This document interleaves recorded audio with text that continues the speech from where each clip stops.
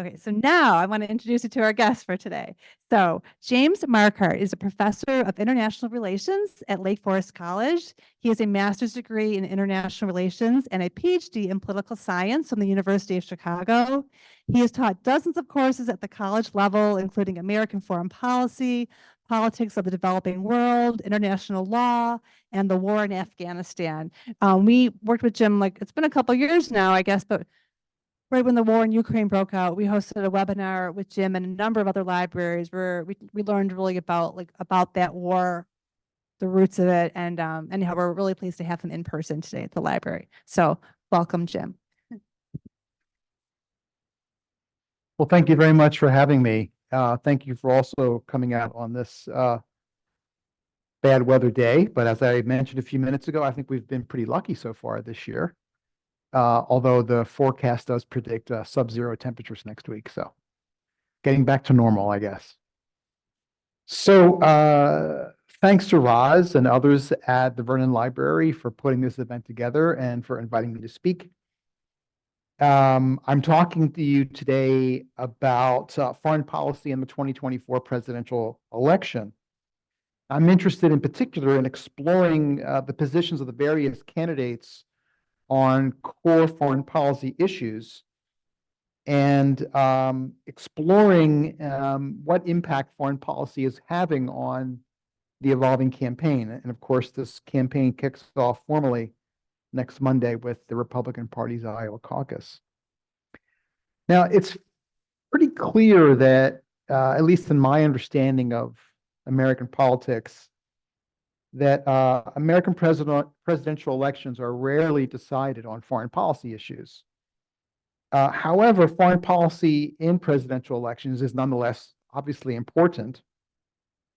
And it's important first and foremost because of the significant role that the president plays in foreign policy. That is, the powers of the presidency are enumerated in the US Constitution. And among other things, they give the president the commander-in-chief power. And it also establishes the president as the chief diplomat of the United States. In addition, powers that are not expressly established in the Constitution for the president have nonetheless been accumulated by the executive branch throughout the history of the Republic. So, for instance, the commander-in-chief power now has a particular meaning, and that meaning, which would be completely unacceptable to many of the founders, is that the president can now deploy military force into hostile situations around the world and engage in protracted armed conflict without any authorization from Congress. Moreover, also established in practice is the notion that if the president signs a treaty, that treaty becomes the law of the United States, even though Congress, the Senate, doesn't actually affirm the treaty. So it becomes the law as long as the president is the president, right? It has the status of an executive order. So the powers of the president in foreign policy are significant, and we can't ignore that.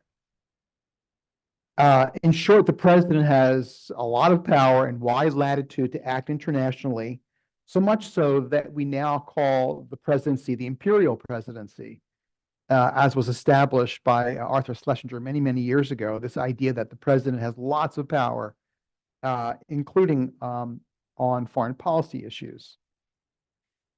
Now, it's far too soon to tell exactly what the impact of foreign policy will have on the 2024 election. So I don't want to speculate. There's so many things happening. Roz and I were talking earlier about the war in Israel, between Israel and Hamas, and the impact of that. However, there are a couple things that are pretty clear. 2024 has no shortage of weighty foreign policy issues. We have the war in Ukraine, between Russia and the Ukraine, and there are significant implications for that for the United States. We have frictions between the United States and China, primarily over issues of Taiwan and trade and access to the South China Sea. All the major candidates for president have taken a pretty hard line on China. some harder than others, as I'll indicate in a couple of minutes. And on trade, we're seeing a hardening of U.S. attitudes towards China, and more generally, a move towards greater protectionism among all the presidential candidates broadly, just not with China, but globally as well. And of course, we have the issues of the global climate, climate mitigation and adaptation. And it's an open question as to whether or not the United States will be a leader on global climate in the years to come. I think the presidential election will tell us a lot about that. Now, Israel's war in Gaza is a kind of a wild card, and this could easily widen even beyond what we're already seeing with conflict between Israel and Hezbollah in southern Lebanon. But we do know that there's indeed a humanitarian crisis in Gaza. Not quite sure how that's going to play out. And of course, as we can see on the news, the President Biden, is coming under a lot more pressure to encourage Israel to change its military operations there. I think the president is in potential peril here because if you look at the map, the election map in the Electoral College, he needs to win Michigan to win the presidency. And Michigan has the highest number of Arab voters of any state in the United States, and they're not happy with his position on the war.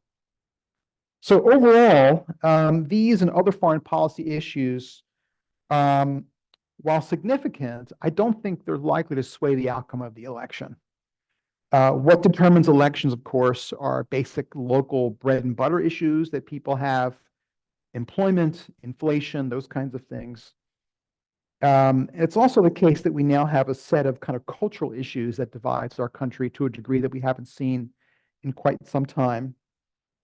And then, of course, we have former President Trump's travails, which could have a huge impact on the election. He has multiple indictments, 91 criminal charges against him. The United States Supreme Court is likely to weigh on whether or not he should be on the ballot. And just today, the president's lawyers were in court trying to get the federal court to give him immunity over prosecution. So I teach and research issues on U.S. foreign policy, and my goal today is to share with you some of my broad analysis as to how we can think about foreign policy in the presidential election. And my presentation today is going to be organized as follows.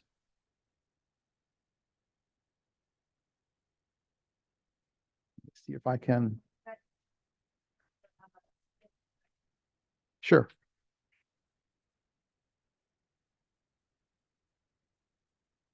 Oh, now try, you can advance it. There you go. Great. Okay. Yeah, great. So the first thing I want to do is look at United States foreign policy in historical context. And this will be very brief. It's not going to be a history lesson. Second, I want to underscore some of the competing perspectives on America's role in the world today that we find evident among the various candidates. Third, I then want to dive into the positions of the various major presidential candidates on core foreign policy issues, and I'm going to limit myself to a small number because of time. We're going to look at Ukraine and Russia, China, Taiwan, and trade, and the global climate are my main concerns here. And finally, I want to share with you recent polling data that has been accumulated primarily by the Chicago Council on Global Affairs late last year in September and October, on public attitudes on foreign policy issues and how they might compare with the positions of the various candidates. And then I have a set of 6 closing observations that I want to get to. So hopefully we'll have enough time to do that. I always tend to over-prepare, so my apologies. Also, my apologies if there are any typos. That's always inevitable, I think. So where do we start? Let's look at the historical context here. 125 years ago, American foreign policy experienced a revolutionary transformation. And over the course of 3 presidencies, starting with William McKinley, through Theodore Roosevelt, and then Woodrow Wilson, the United States both emerged as a global power and for the first time took seriously its role politically and militarily in international relations beyond the Americas. The United States joined the ranks of the great powers In 1898, when it took a colony in the Philippines from Spain, Woodrow Wilson, of course, took the United States into World War I with overwhelming support in Congress. And in doing so, he birthed a new kind of foreign policy for the United States called Wilsonianism. The reason why I point out Wilsonianism is that it is still in play 100 years later. Wilsonianism envisions international relations built upon a particular kind of international order that's rooted in core American values. So as you know from your history classes in high school and college, Woodrow Wilson advocated the rule of law, democracy promotion, self-determination of peoples, free global commerce, arms control, freedom of the high seas. All of these ideas have resonated in American foreign policy. Now, this transformation in American foreign policy really is important because it really solidified in World War II, and especially during the Cold War. The defeat of fascism and the threat of communism gave rise to what scholars called the Cold War consensus. And what we have in the Cold War consensus is this shift in American foreign policy away from what we call non-entanglement, or what pejoratively is referred to as isolationism, which was during that pre-McKinley, Roosevelt, Wilson period. It kind of revives after World War I. But then in World War II, we get this dramatic shift in American foreign policy towards global engagement, which we now call internationalism. So in this period of internationalism during the World War II period, we see an emerging foreign policy consensus in the United States on foreign policy. This consensus had two major components. I want to outline both of them. First was a strategy of containment, by which the United States committed itself to prevent the further spread of Soviet communism using political, economic, military, and other means. The important point here is that Democrats and Republicans stood largely united in their conviction that if properly applied, containment would, over time, place great strain on the Soviet political and economic system and ultimately facilitate its collapse, which of course it did. The second big component of this consensus was the Democrats and Republicans united in their commitment to construct what we now today call a rules-based international order, fortified by liberal Wilsonian values. The United States provided its post-World War II allies in Europe and Asia with security and facilitated their economic revival through international institutions like NATO, as well as other kinds of economic institutions, the World Bank, for instance, and the free trade system. The United States led other countries into an era of unparalleled prosperity, and the United States became clearly the most dominant power in the world. However, the end of the Cold War changed things, and it changed things pretty dramatically. The Soviet threat is gone, and policymakers are obviously abandoning the strategy of containment. And moreover, the absence of a unifying threat greatly weakened the consensus among Democrats and Republicans about the central role of the United States in international relations. Questions like, was it time for America to come home, were particularly pronounced. If America were to remain on the world stage, what role should it play? Should it be a leader? Should it be dominating the system? What values, if any, should shape our foreign policy in the new world? We often forget, and it's worth remembering, that prior to 1940, and certainly prior to 1898, American foreign policy was generally rooted around a commitment to neutrality in international relations. And the United States consistently avoided any kind of significant global commitments beyond economic and commercial relations. No political high profile, no military alliances. Scholars call this period the period of non-entanglement. We now know it as, of course, isolationism, as I mentioned a few minutes ago. So the reason why I point that out is because these ideas that were particularly prevalent in the early period of the Republic are making a big comeback.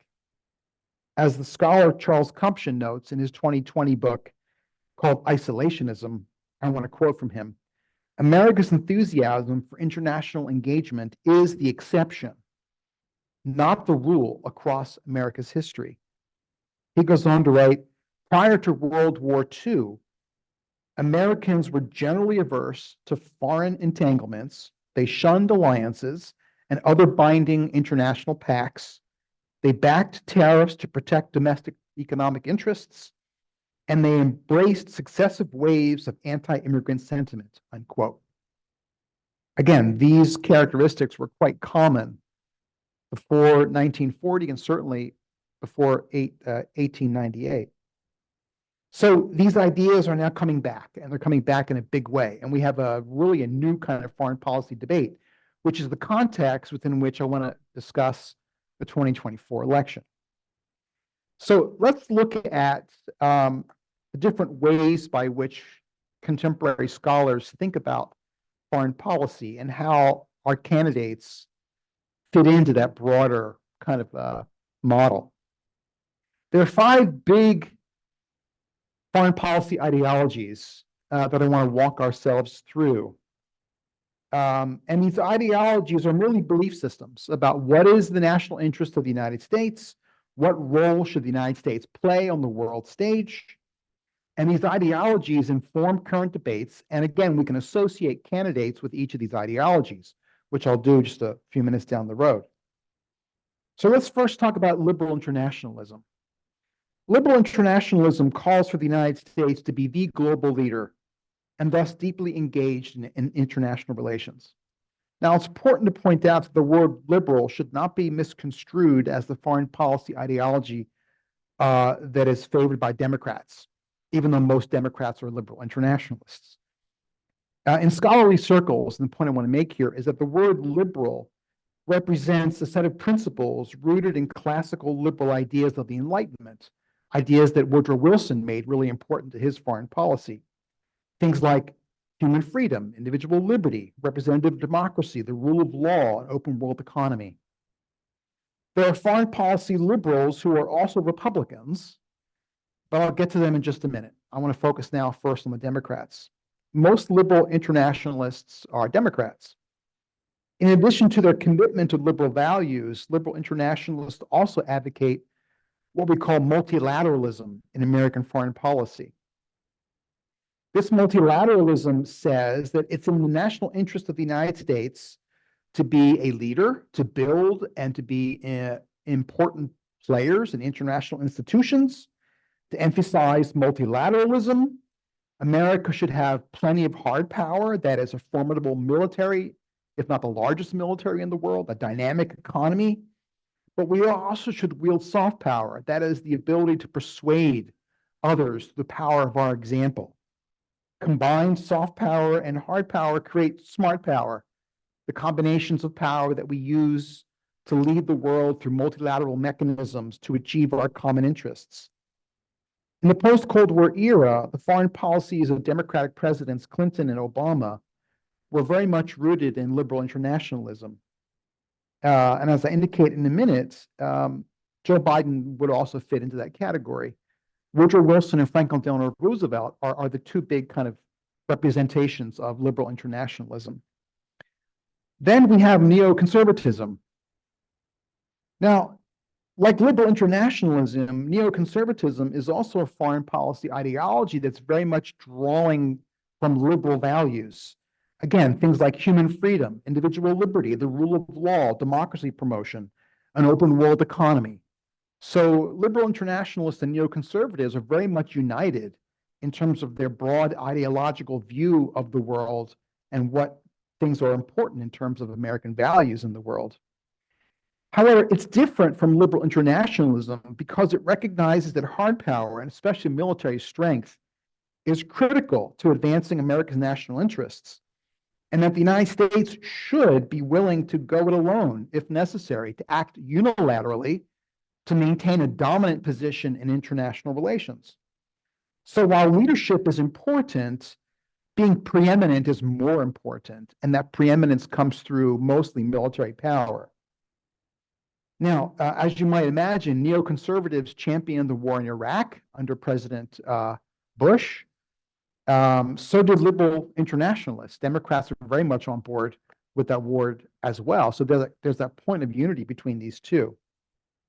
Now, the big defenders of this ideology nowadays, I would think would be Bush 1 and 2, but primarily Bush 2 over Bush 1. And again, the neoconservatives draw from Woodrow Wilson, that Wilsonian ideal, as well as from Ronald Reagan. In my thinking, Nikki Haley and Chris Christie are neoconservatives, and I'll explain why I think that's the case in a few minutes. But just to indicate briefly, like Biden, they are establishment-oriented internationalists. Their foreign policy views underscore the importance of advancing American values and America maintaining formidable commitments, in particular military commitments, around the world. Global internationalism and neoconservatism are very much cousins. However, they go separate ways. Again, the liberal internationalists underscore what we call smart power and multilateralism and leadership, and the neoconservatives try to underscore the importance of hard power, American preeminence, and the willingness of America to go it alone. Much of the American foreign policy establishment today are liberal internationalists and neoconservatives. Then we have the others, where we get real diversity in this presidential campaign. Let's start with realism. American realism is the first of these critical revisionist foreign policy ideologies. That is, they look at both neoconservatism and liberal internationalism very critically. So American realism maintains that America has no Wilsonian mission to redeem the world, to transform the world, to save the world, to advance democratic and liberal values throughout the world. Now, liberal values might be useful for domestic policy, but they're not relevant to American foreign policy. Rather, realists argue that the chief purpose of America's role in the world is to prevent the rise of a peer competitor, a military power such as the Soviet Union during the Cold War, and more specifically China today, that would threaten America's dominant position in the international system of states. So the United States needs to maintain lots of military power, and moreover, to do so, it actually needs to do less, not more, internationally. And the logic here is that by doing less, other countries will do more for themselves. And if in fact their efforts to build their own military power are insufficient to deal with threats in their own region, then the United States always has the potential to project power and to help them balance the rise of potential competitors. So for instance, in World War I, the United States joins the war in 1917. In World War II, we joined the war in 1941. We're not involved in this. We're not forming alliances early on. We're letting other countries do the hard work. So the realists argue we can just step back. I wouldn't call this isolationism per se, because realists recognize that we have to have a role in the world, but the idea is that by doing less, others will do more, and we can preserve our power. When it comes to economics, realists see economic globalization and economic interdependence as very dangerous. They support protectionism. We have big historical figures who are realists in American foreign policy: Richard Nixon, Henry Kissinger, who obviously just recently passed away. And the two big historical figures are Alexander Hamilton, the first Secretary of the Treasury, close ally of President Washington, and Theodore Roosevelt, who believed that American naval power was essential to advancing America's interests around the world. Now, I think that among the other candidates, I would place Vivek Ramaswamy clearly in the realist camp. I would also argue that DeSantis and Trump also have strong realist characteristics, but I think they're a little bit different than Vivek. Then we have traditional conservatism. Now, traditional conservatism is a second critical way of thinking about foreign policy today. It's very much accepting a lot of the ideas of realism, except for a couple important differences that I want to briefly spell out. The root motive behind traditional conservatism is the idea that not only can America do less and preserve its power on the world stage, but that by doing less, that we actually will strengthen our democracy. That is to say, traditional conservatives maintain that the United States' rise to global power in the early 20th century fundamentally changed the American constitutional system because it greatly expanded the power of the national government and especially the American presidency. So for the traditional conservatives, the United States has drifted very, very far from the constitutional order that was established by the framers. The framers were fearful of the accumulation of power. They were fearful of a new imperial leader. Namely, they wouldn't support a king in the United States. They wanted to preserve the rights of states and the freedoms of the individual. And the traditional conservatives argue, and President Eisenhower really demonstrates this in his farewell address, that the accumulation of American military power was impinging the liberties and freedoms of the people and giving rise to a powerful government that was contrary to the intentions of the framers. So therefore, if you're a traditional conservative, you want America to come home, not just to preserve power, but to defend freedom and liberty of the American Republic. Now, Senator Rand Paul of Kentucky, I think, comes closest to this way of thinking in our international relations and foreign policy today. There are many members of the Republican Freedom Caucus that would also fit into this category. I would suggest to you that Ron DeSantis' foreign policy articulates certain traditional conservative ideas as well as realist ones. And then finally, the last one, which is the most recent one that scholars have been writing about, largely in response to President Trump's presidency. It's called populism. And populism is a final critical foreign policy way of thinking. And briefly, it says the following. It says that the American political system, both its domestic politics and international politics, are dominated by political elites. And the political elites do not have the interests of the people in heart. The political elites have their own interests at heart. The political elites are part of a deep state. And the deep state is dangerous because it ignores the will of the people. Populists pledge to vanquish the elites, get rid of the deep state, and return power to the people who are always seen as virtuous. Populism also sees the president as being that one person who is uniquely skilled at understanding the needs of the people, at identifying the common good, or what's called the general will, and executing the general will on behalf of the people. Populism expresses a nationalism and a patriotism that is quite prevalent in their thinking. And in some respects, it argues that America should be a dominant power in the world, but it shouldn't actually use that power. It should accumulate power, and it should use it very sparingly. It should be very restrained in the use of power. And the thinking is that if we're so powerful, countries will be intimidated by us, and they'll do our bidding for us. And of course, the big representation of this way of thinking is former President Andrew Jackson.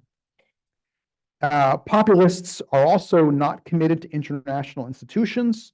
They don't believe in liberal values in advancing our foreign policy. That is to say, they don't want to promote democracy. They're not concerned with the rule of international law. They're not particularly interested in America's participation in international institutions. And we can see this in various foreign policy choices that President Trump made during his presidency. So here is how I kind of model these different ideologies And I model them on two axes. On the bottom, we have what's the orientation of the ideology towards the world. And on the far left, we have kind of isolationism, retrenchment orientation. And on the far right side of the bottom, we have a level of engagement and internationalism. And then on the other axis, the vertical axis, what are the policy mechanisms that we should employ in our foreign policy? At the bottom is unilateral, at the top is multilateral, and then in between are kind of coalitions that kind of come and go over time based upon particular problems. And then I indicate where I think these different ideologies are placed. Now, what I want to do here is now jump into the campaign and talk about our candidates. How do our candidates fit into these ways of thinking that I've just spelled out? So here's my representation of them. I apologize for having cut off DeSantis and Ramaswamy, but I didn't know how to combine them very well with Donald Trump's image. But as you can see, we have Biden, who would be a strong advocate of internationalism and promoting multilateralism. And then we have Christie and Governor Haley as being internationalists who are more inclined towards unilateralism. And then in the middle and slightly off to the left, we have three candidates who are closely grouped. Trump would be the populist, and then we have the other two, Ramaswamy and DeSantis. All of them are heavily influenced by realist thinking, some traditional conservative ideas, and then, of course, Trump being mostly influenced by kind of populist ideas. So that's how I'm putting this presentation together. And now I want to go through some issues and kind of give you a sense of how I think foreign policy fits into the campaign. So let's start with the incumbent, Joe Biden. Biden would be the liberal internationalist. On the Ukraine, he's a big supporter of Ukraine's total victory over Russia. That was his initial position. I think that position has now evolved to where the president wants to support Ukraine in improving its strategic position in the event of negotiations, which I think the administration would like to see happen soon. Biden also believes that the war in the Ukraine is more than just about Ukraine. It's also a war for freedom. It's a war between democracy and authoritarianism, one that he believes the United States must win. The Biden administration has spent nearly $80 billion in U.S. assistance to Ukraine thus far, and the administration has now asked Congress for $64 billion more. On China, we also see Biden advocating a position of containment. He wants to contain China's rise. At the same time, he wants to engage China on issues of trade, on issues of the global climate. We also see in Biden a strong commitment to the defense of Taiwan. He's explicitly said that the U.S. will defend Taiwan should China invade, and that's important because not all the candidates are saying that. He's vowed to give Taiwan military assistance. He wants to build a community of democracies in Asia to help counterbalance Chinese authoritarianism, very much in the Wilsonian orientation of alliance building and multilateral actions. And he wants to keep some of the Trump trade tariffs on China, which is important, and suggests a growing kind of protectionist orientation in Biden's foreign policy.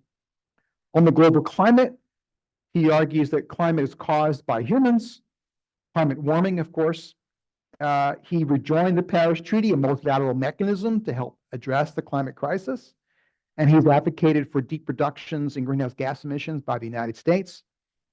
And last year, I believe, Congress passed a bill, $378 billion of investments to manufacturers and to consumers to help move us away from fossil fuels and towards renewable energy. So that's Joe Biden. I think he's clearly a liberal internationalist and has demonstrated quite well on these various issues. Now we have Nikki Haley.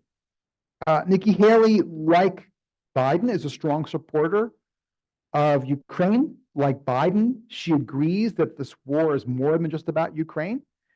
It's a war about freedom and democracy in Europe and beyond, very much the same thing that Biden's saying. That kind of Wilsonianism is evident in both Biden and Nikki Haley's thinking. She argues the war is about freedom.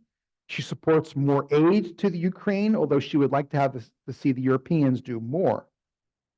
On issues of China, she believes that China is our biggest threat. She's critical of Biden and Trump for not being tough enough on China during their presidencies. And unlike Biden, however, she's rather aggressive on bilateral economic relationships with China. She wants to fundamentally reorient our trade relationship with China. And I'm quoting her, if China wants to start normal trade again, it has to stop killing Americans, namely the fentanyl problem. And she also supports a wide variety of bans on China. No sale of U.S. farmland to Chinese entities. No government aid to U.S. universities that accept funding from China. No sale of sensitive technologies to China. No lobbying for China by former members of Congress and members of the government officials who have retired. On the climate, she believes that climate change is caused by human action. However, she would leave again the Paris Treaty, and she would try to compel China and India to do more. I'm not quite sure how she thinks that would happen, but that's her position. And she does not support Biden's investments in renewables. This is important because among all the Republican Party candidates, Nikki Haley's position on the climate is pretty standard. I think this is where the biggest differences are between Democrats and Republicans having to do with the climate. How about Chris Christie? Chris Christie, I think, is also a neoconservative. He supports aid to the Ukraine, and his position is on terms that are acceptable to the Ukrainians.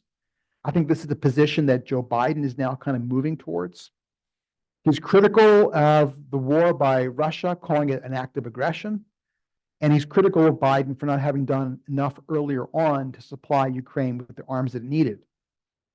On China and Taiwan and trade, he believes that the United States should take a very different approach to China, one that's much more aggressive, one that demands more from China. And we also see, he argues that we need to have a new kind of trade relationship with China as well. Again, on the climate, very much consistent with Nikki Haley. Leave the Paris Treaty again. He would encourage renewables, but only if that's affordable and cost effective. And he nevertheless argues that progress can be made if the US and China work together. So now we get some real differences among the candidates. Again, I'm kind of grouping Biden, Christie, and Haley kind of together broadly. And then we have the others who I think make up a different set. So where is Vivek on these issues? He opposes aid to Ukraine. He argues that by not giving aid to Ukraine, Ukraine will have to negotiate. He says the United States has done enough, perhaps has done too much. He does not support Ukraine's admission to NATO, and he wants to improve bilateral relationships with Russia. On China, Taiwan, and trade, he is recognizing China as a top threat to the United States, which is pretty standard among all the major candidates.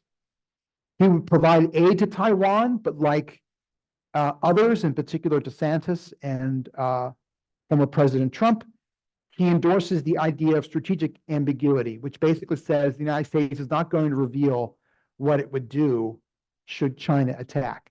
We're going to leave that uncertain, whereas the other candidates I just mentioned are pretty clear in terms of wanting to support Taiwan. He wants to fully decouple the U.S. economy from China, which would be quite a challenge to do, as you can well imagine. And he wants to use tariffs to respond to what he calls unfair Chinese trade practices. On the climate, again, he's pretty consistent with most Republicans. While he admits that climate is human caused, he believes that the whole climate change debate is a hoax. He would re-exit Paris. He opposes Biden's commitments to renewables. and he argues that America will remain a carbon-based economy. He is willing, however, to invest in what's called carbon sequestration, that is, drawing carbon out of the atmosphere using technologies. How about Ron DeSantis? Ron DeSantis is a war skeptic on Ukraine. He calls it a territorial dispute between the two countries, something that's gotten him in kind of trouble among many people who are concerned about this issue. He says there's no vital interest at stake for the United States on this issue. And he's critical of Biden for having given what he calls a blank check to Ukraine. When it comes to China, Taiwan, and trade, he, like the others, recognizes China as our top threat. He wants to reorient American military power to East Asia, build up the U.S. Navy. He will provide aid to Taiwan, but again, he endorses ambiguity. And like Vivek, he wants to decouple the U.S. and Chinese economies.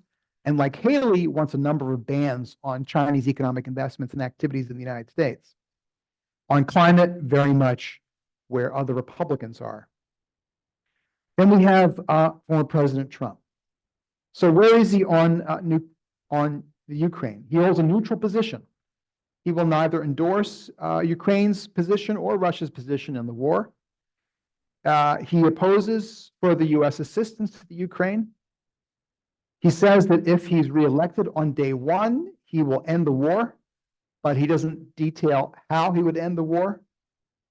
On China, Taiwan, and trade, again, like the others, China is our principal threat. And while he plays up his relationship with President Xi, he says that the United States has to build up its economic and military power to contain China. On Taiwan, like the other candidates, he endorses this ambiguity idea. He also calls for a decoupling of the U.S. and Chinese economies, and he wants to revoke China's trade status. Unlike the other candidates, he also has proposed a 10% tariff on all imports coming into the United States from all countries, which is probably the most protectionist position of any of the candidates that we're looking at today.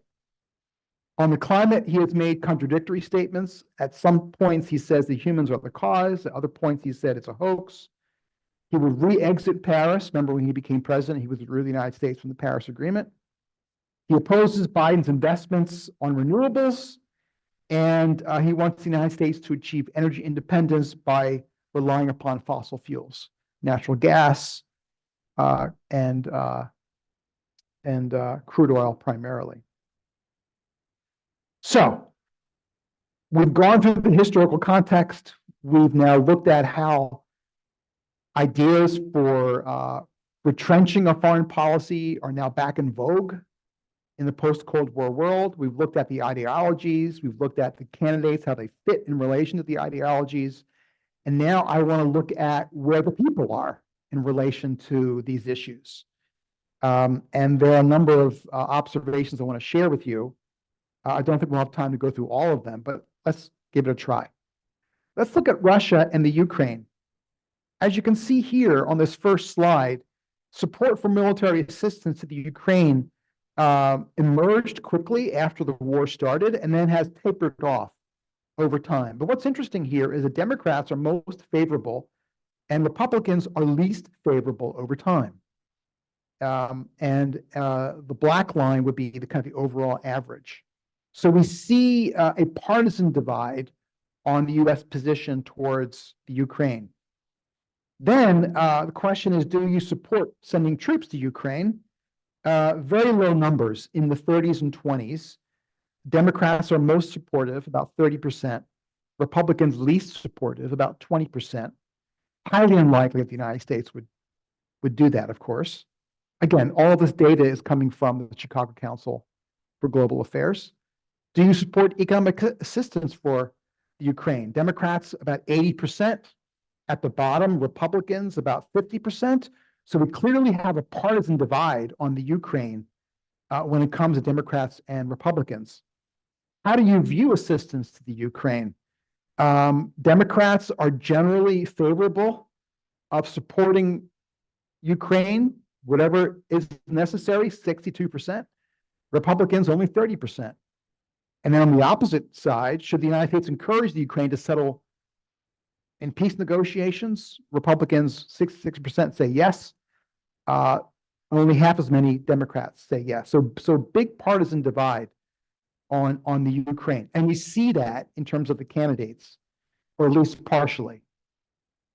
How about China and Taiwan? Democrats, Republicans, Independents generally agree that China is becoming a greater threat. Republican leaning voters are most inclined to see that. Democrats, Independents are pretty much in the same position in the last polling data from 2023. Now, how should the United States respond to China? And on all these indicators, theft of intellectual property, economic competition, territorial claims to the South China Sea, etc., the majority of Americans, in some cases, strong majorities of Americans, believe that the United States has not done enough. So there's broad support for the United States to develop a tougher policy towards China. As we see among all the candidates, that's evident in their foreign policy positions. On the issue of whether or not we should use troops to defend Taiwan, you can see the Democrats are slightly more inclined to support troops than Republicans. But what's interesting here is that shaded part is that leaders of the parties are particularly supportive of military action. How about on trade? When it comes to trade, we have some interesting results here. I can't go through all of them with you. What's interesting here that on trade, we see a big turn in public opinion.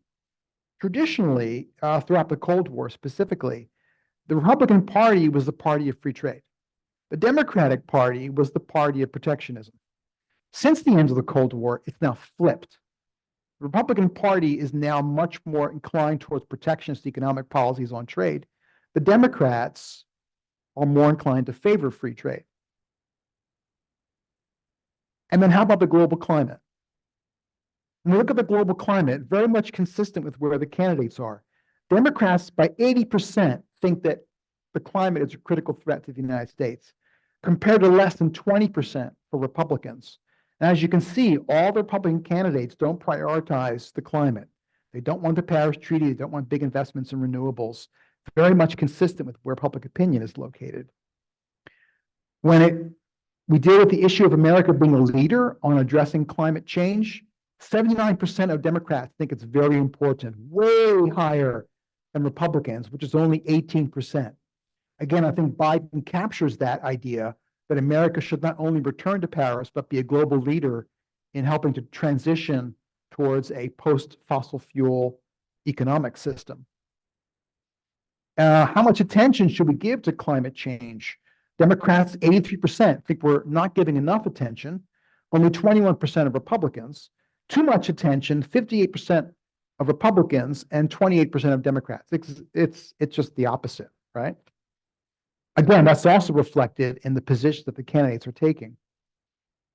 And then we have, what kind of support would you give, or would you want the United States to give on climate?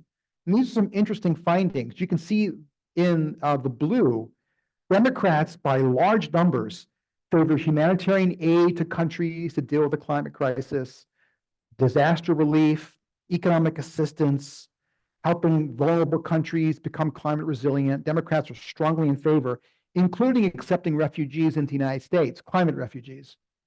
But if you look at the data for Republicans rank high on humanitarian aid to countries experiencing climate change, also high in aid for disaster relief, but very low on the other indicators, where we see a big partisan divide opening up between Democrats and Republicans on what kind of assistance we should give other countries.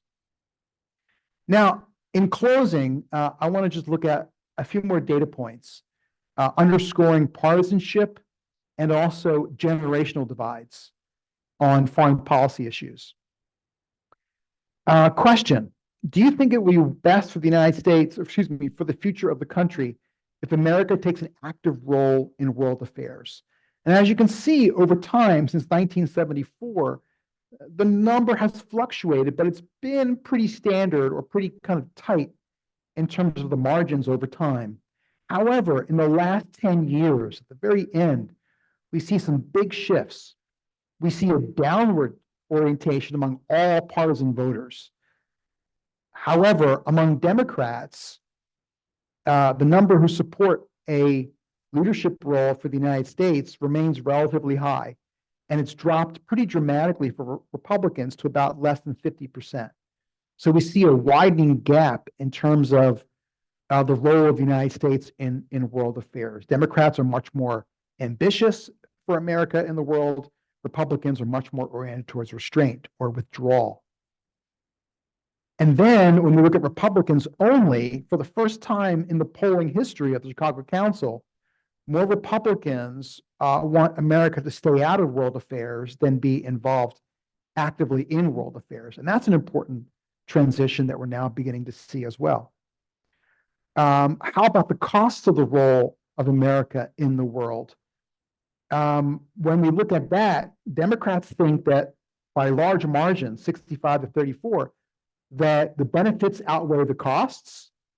Republicans also agree, 55 to 43, that benefits outweigh the costs, but the margins are much smaller. And then finally, should America be a dominant world leader?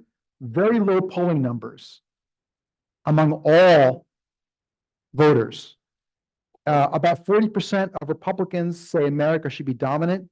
Only about 20% of Democrats, namely Democrats, favor leadership over dominance, right? And to the extent that Republicans want to see America active abroad, they prefer dominance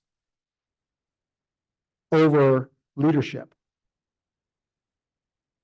Commitment to NATO, very high among Democrats, among Republicans as well, but there's a gap of about 25 points between Republicans and Democrats on NATO. And then finally, generational issues.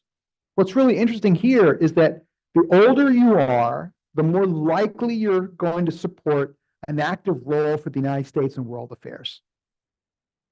So us here, we are more inclined to be, yes, America needs to be active.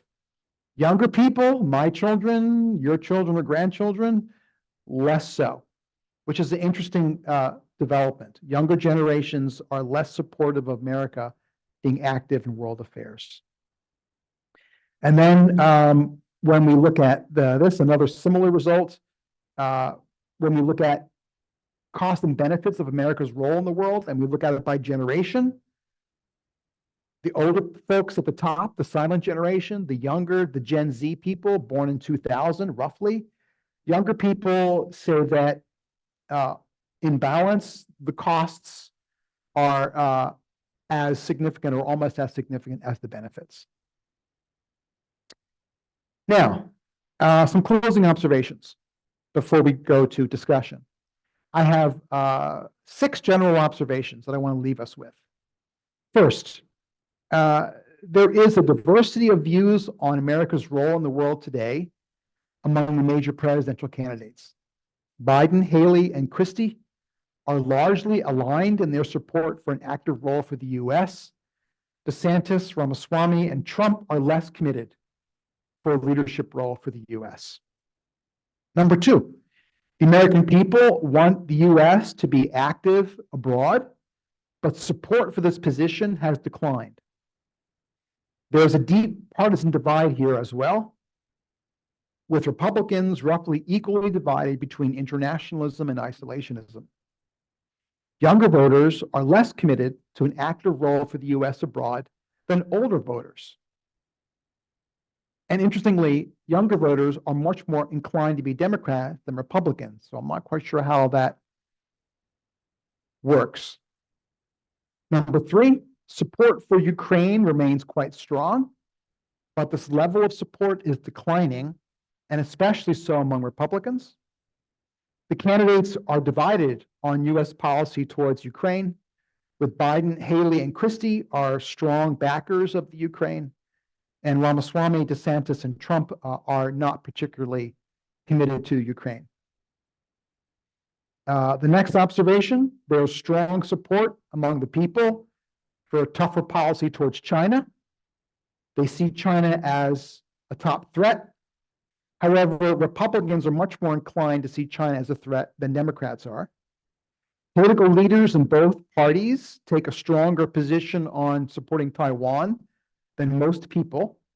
Republican candidates Christie, Ramaswamy, DeSantis, and Trump prefer what scholars call strategic ambiguity.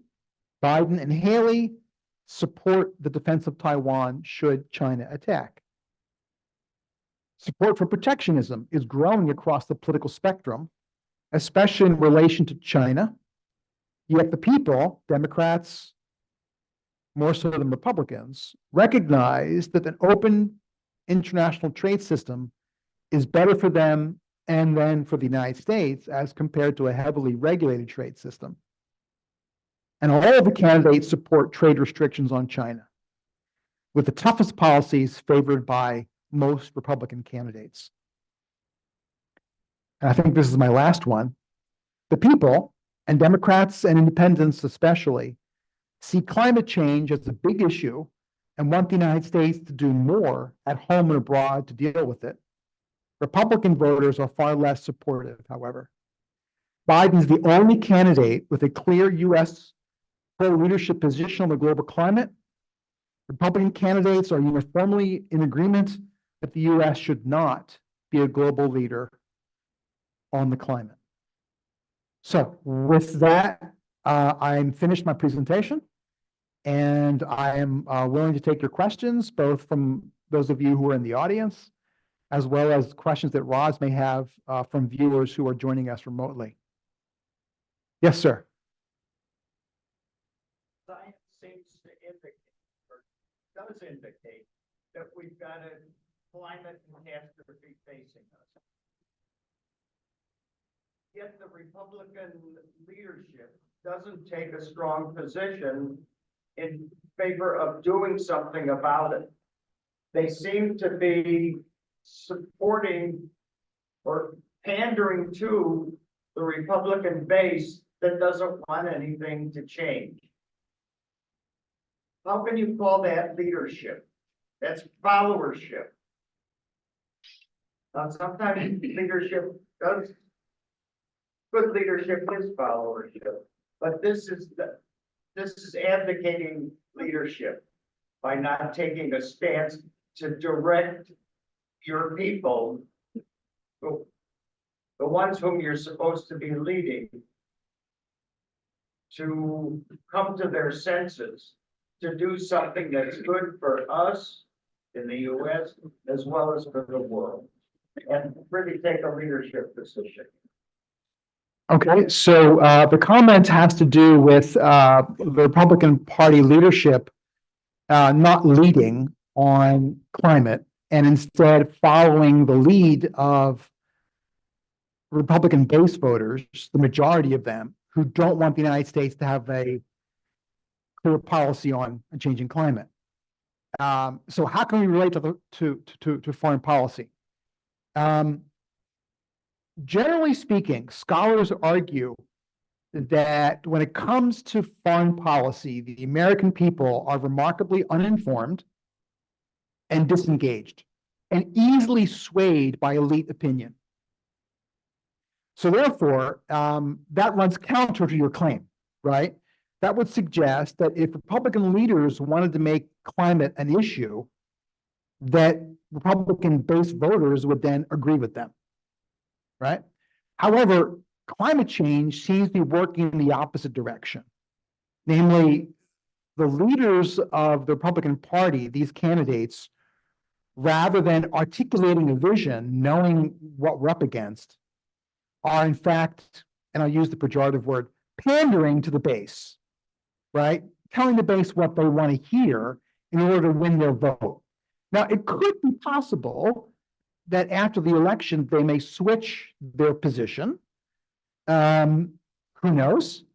But I would argue that on this particular issue, on the climate, it's kind of counterintuitive.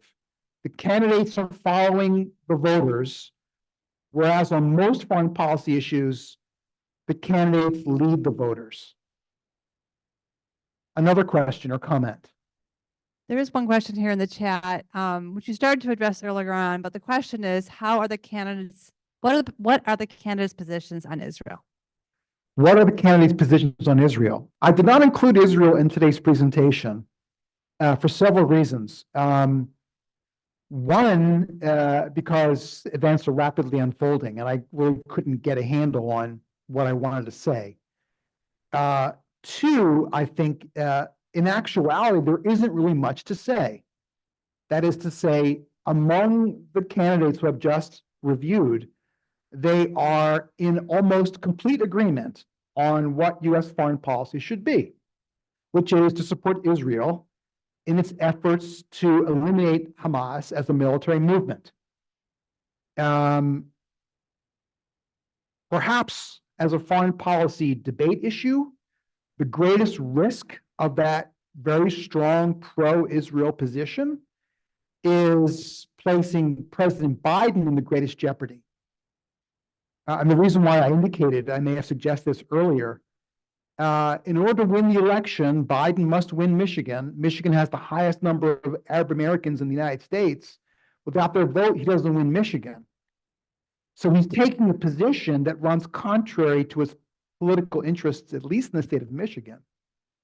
But I think that for Biden, who has most at stake here, his decision to go to Israel and to literally embrace Prime Minister Netanyahu was a move that he decided to make contrary to the advice he was given from his national security advisors.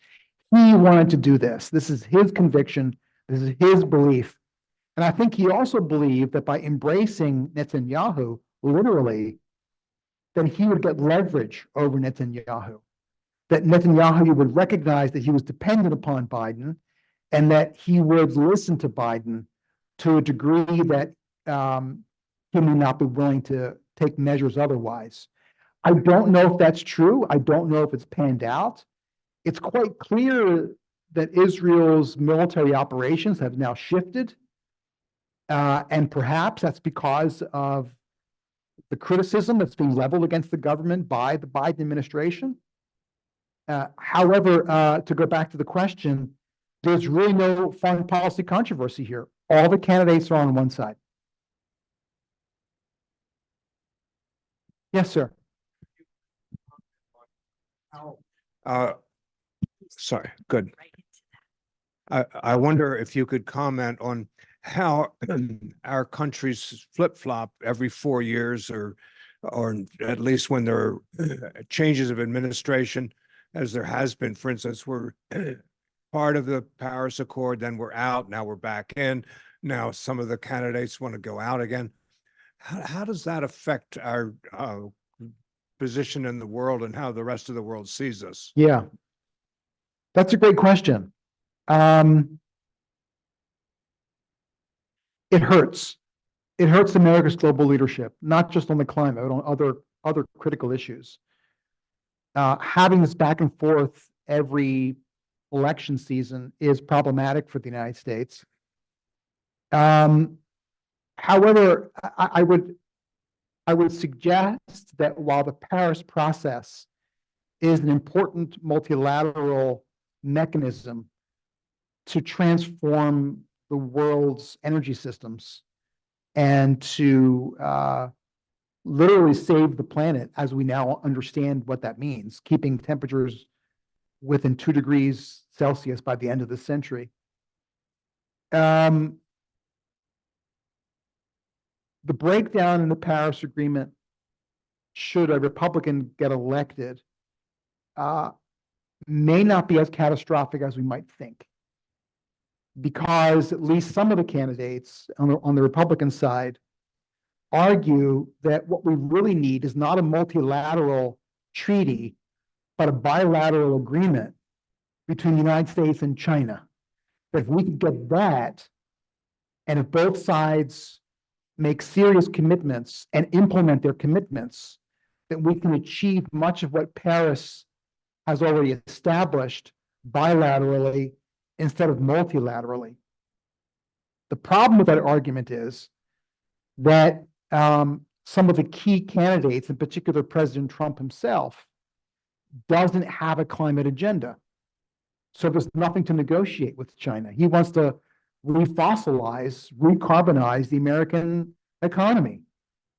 right? So if he gets elected, we're going to see dramatic changes in our foreign policy on the climate and a significant decline in efforts to electrify the U.S. economy and move us towards renewables. So it's going to hurt us, and it's going to hurt our soft power, our ability to lead, not only on the climate, but on other issues as well.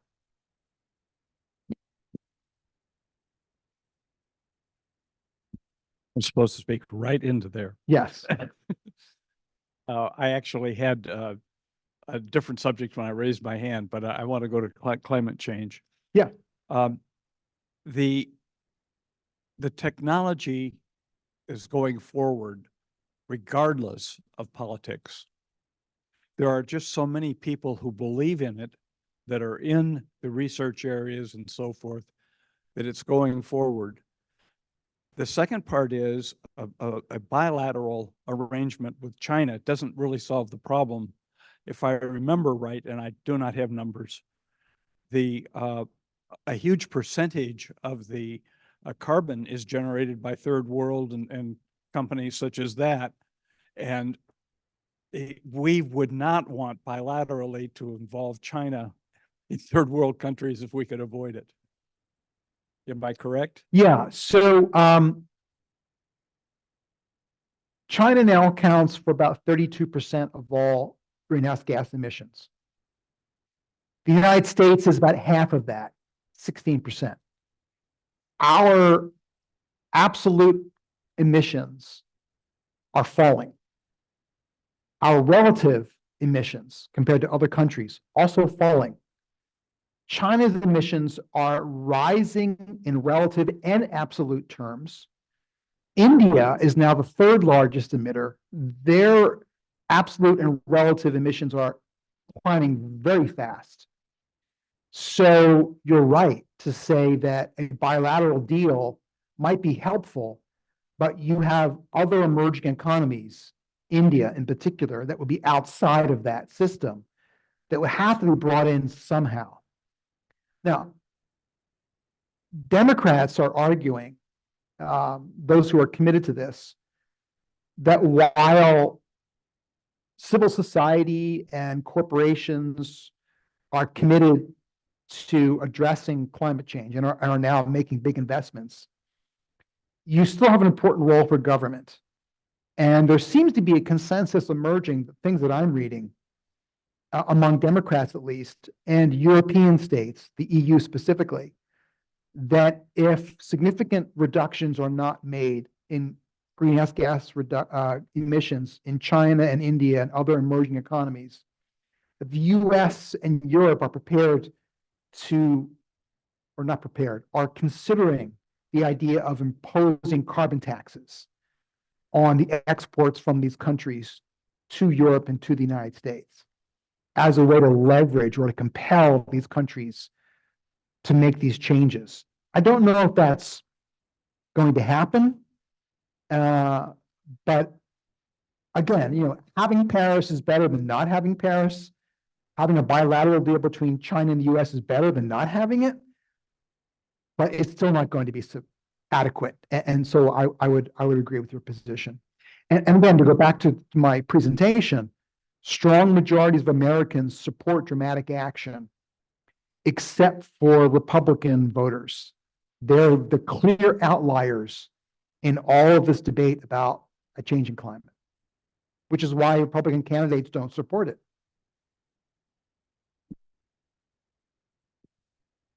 I wonder if maybe part of that comes from the fact that they don't want the government doing it. They want private industry doing it.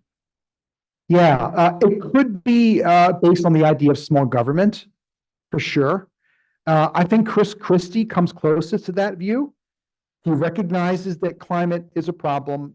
He recognizes the importance of the government getting involved, but he wants to make it, economically feasible, right? He doesn't like the idea of the Inflation Reduction Act, which dedicated $370 billion, right, to renewables. He sees that as, irresponsible fiscal policy, right? And I think some Republicans, in particular Chris Christie, would embrace the idea of encouraging private industry, maybe providing some financial incentives, but not to the degree that Biden has done under the Inflation Reduction Act.